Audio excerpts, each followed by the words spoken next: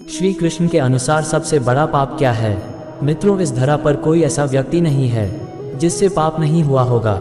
जाने अनजाने में प्रत्येक मनुष्य पाप का भागी बन ही जाता है, लेकिन कई लोग ऐसे भी होते हैं जो जानबूझकर भी पाप करते हैं। श्री कृष्ण ने इसकी असली वजह बताई है कि आखिर मनुष्य जानबूझकर पाप का घड़ा क्यों भरता है।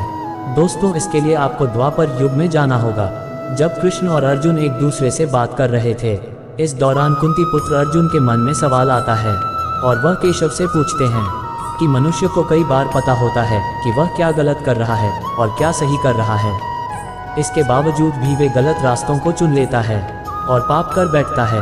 हे कृष्णा, ऐसा क्यों होता है?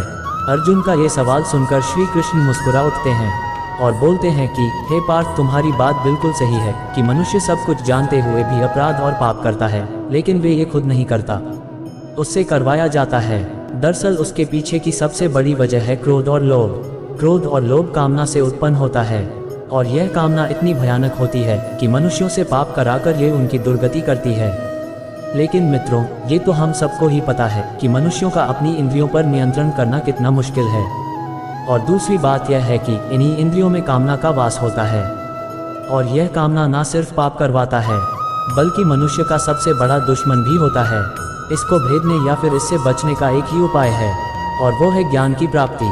दोस्तों, कामना की वजह से मनुष्य से जो भी पाप होता है उसके लिए पुराणों में सजा भी निर्धारित की है।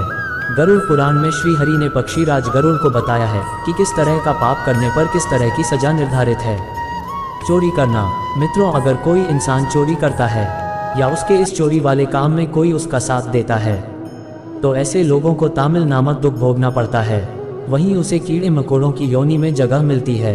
योनि तो आप जानते ही होंगे, जो 8,40,000 योनियां पुराणों में बताई गई है। वहीं अगर कोई इंसान अपने ही घर का सामान चुराता है तो वह गीद की योनि में जाता है और दूसरे का पैसा और संपत्ति लूटने वाला इंसान अपसमा रोग से ग्रस्त हो जाता है। दूसरे के पत्नी के साथ संबंध रखने वाले। मित्रों, दूसरे की पत्नी के साथ संबंध रखना पाप नहीं बल्कि महापाप माना जाता है। गरुड़ पुराण के अनुसार जो ऐसा करता है, यानी कि जो पराई स्त्री के साथ संबंध रखता है, उसे गर्म सलाखों के अंदर डाला जाता है। और मित्रों, इसके लिए दूसरी सजा यह है कि उस पापी व्यक्ति को वहां उससे पहले भेड़िया या फिर कुत्ता, गीद, सियार, सांप, कौवा और आखिर में बगुले की योनि प्राप्त होती है और यह पूरा जन्म और मृत्यु का साइकिल कंप्लीट होने के बाद ही उसे मनुष्य योनि मिल पाती है। शास्त्रों में बताया गया है कि देवताओं और पूर्वजों को खुश किए बिना मरने वाले इंसान को 100 सालों तक कौवे की योनि में जन्म मिलता है। उसके बाद मुर्गा, फिर 1 महीने सांप की योनि में रहने के बाद उसके पापों का अंत होता है। तब जाकर उसे मनुष्य के रूप में जन्म मिलता है। धर्म पत्नी को छोड़ना। मित्रों, जो इंसान अपनी धर्म पत्नी को छोड़ने का पाप करता है वह इंसान अगले जन्म में गंधमार नाम के महारोग से पीड़ित रहता है। और इसके अलावा जो स्त्री के बल पर दुनिया में जी रहा होता है वह दूसरे जन्म में लंगड़ा पैदा होता है। हत्या करना। मित्रों, हत्या को पुराणों में एक महापाप माना गया है। अगर कोई इस पाप का भागीदार बनता है तो उसको अगले जन्म में गधे का रूप मिलता है। इसके अलावा दोस्तों, वह इंसान जिस शस्त्र से हत्या करता है उसी से उसकी भी हत्या हो जाए तो उसे मृग योनि मिलती है, जिसके बाद वह मछली, कुत्ता और बाघ बनता है और इन योनियों में जन्म लेकर अंतिम मनुष्य योनि में जन्म लेता है। शारीरिक शोषण करने वाला। मित्रों, पुराणों में शारीरिक शोषण करने को भी पाप माना गया है।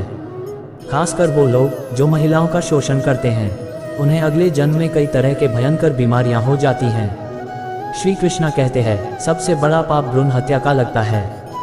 जो लोग इस कर्म को अंजाम देते हैं उन्हें नरक में तरह तरह की यातनाएं झेलनी पड़ती हैं और इसके बाद उस मनुष्य का जन्म चांडाल योनि में होता है। दरअसल महाभारत में से जुड़ा एक किस्सा भी है। महाभारत की लड़ाई खत्म होने के बाद जब द्रोणाचार्य के पुत्र अश्वत्थामा ने उत्तरा के गर्भ में पल रहे बालक परीक्षित पर ब्रह्मास्त्र का प्रयोग करके उसकी हत्या कर दी थी, तब भगवान श्री कृष्ण को बहुत ज्यादा गुस्से में देखा गया था। श्री कृष्ण ने उस समय साफ साफ बोल दिया था कि अश्वत्थामा का पाप सबसे बड़ा पाप है, क्योंकि उसने एक अजन्मे बालक की हत्या की थी। श्री कृष्ण ने इसके लिए श्राप भी दिया था। दरअसल इसके लिए वसुदेव पुत्र ने अश्वत्थामा के सर पर लगा चिंतामणि रत्न छीन लिया और शाप दिया कि तुमने जन्म तो देखा है लेकिन मृत्यु को नहीं देख पाओगे, यानी जब तक सृष्टि रहेगी तुम धरती पर जीवित रहोगे और दुख के भोगी बने रहोगे। तो मित्रों, हमने आपको बताया कि कृष्ण के अनुसार मनुष्य के पाप करने की असली वजह क्या है और किस पाप के बाद कौन सी योनि में आपका अगला जन्म होगा। वीडियो अगर पसंद आई हो तो इसे लाइक करें और अपने मित्रों रिश्तेदारों के साथ साझा करें। बाकी चैनल पर अगर आप नए हैं तो चैनल को भी सब्सक्राइब कर ले। धन्यवाद।